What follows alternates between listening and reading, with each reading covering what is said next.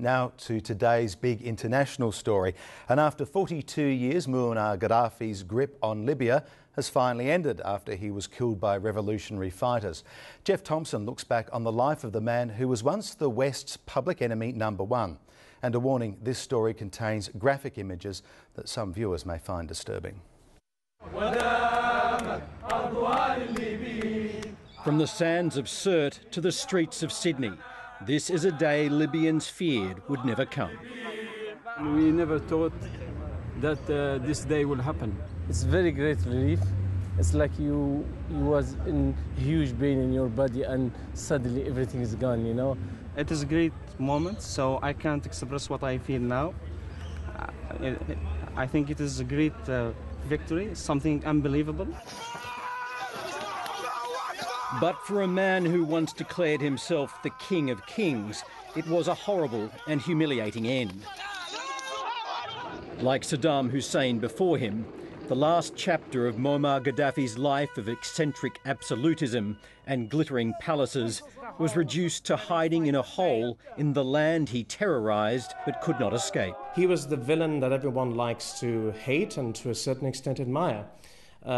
And one of those things was that he was almost like an operatic figure. He almost strode the stage in a manner that was both admirable and loathsome. He dressed flamboyantly. He projected himself flamboyantly. He was a creature of theatre. I suppose what's surprising is the sense of how, in the end, he did die, because, of course, many individuals in his position in the past have actually fled when given a chance, but he was Libyan through and through. Always ready to exploit his tribal roots and birth in a Bedouin tent, Gaddafi was a 27-year-old lieutenant when he overthrew Libya's monarchy in 1969, inspired by the nationalist military takeover in neighbouring Egypt. He immediately embarked on a tricky and often treacherous dance with the West, shutting down foreign military bases and extracting hefty profits from oil. He started wars and began acquiring weapons of mass destruction with varying degrees of success. The increasingly flamboyant dictator brutally crushed all political alternatives, hunting down and killing dissenters both at home and abroad. Throughout the 70s and 80s, Gaddafi pursued terrorism against Western targets, from giving explosives to the Irish Republican Army, to a machine gun attack on London protesters, to the audacious destruction of Pan Am Flight 103 over Lockerbie in 1988, which left 270 people dead. Acts like the Pan Am bombing were essentially acts directed against frightening and targeting the West. Initially, the West wasn't quite too sure how to handle Libya. After decades as a figure hated and feared, Gaddafi cleverly began to reposition himself as an international statesman.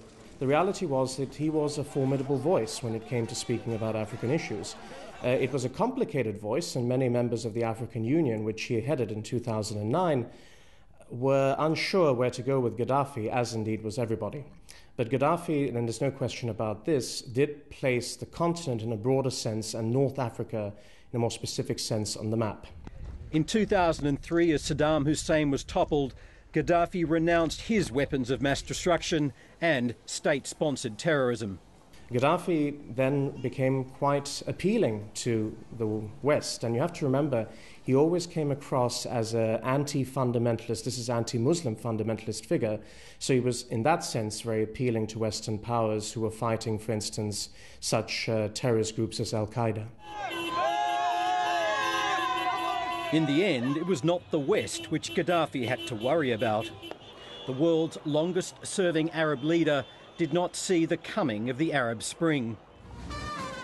Just as Egypt's autocratic example inspired his rise to the top, so too did its revolution inflame his enemies at home.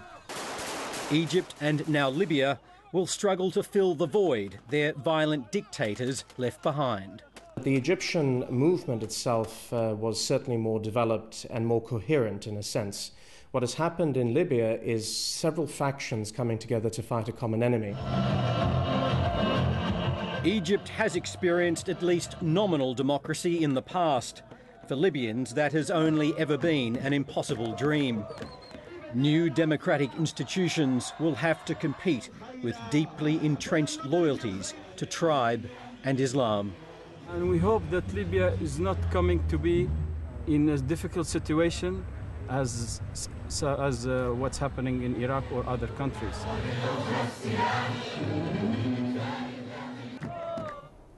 Geoff Thompson with that story.